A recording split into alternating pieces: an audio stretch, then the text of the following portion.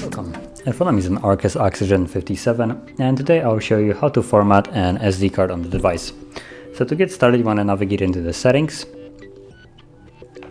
and from settings scroll down until you see storage, tap on it, and you should see your SD card. For me it's the SanDisk.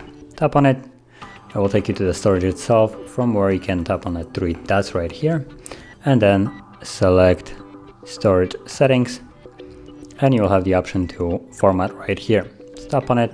It will give you a message that will basically remove every data from it. So if you want if the card has something that you would like to keep, you might want to transfer it somewhere before you do this. If you want to remove everything, just tap on Format SD card. It will begin removing everything from it. And once it's finished, the card will be immediately ready to be used once more. So now, and that is basically finished. So if you found this very helpful, don't forget to hit like, subscribe, and thanks for watching.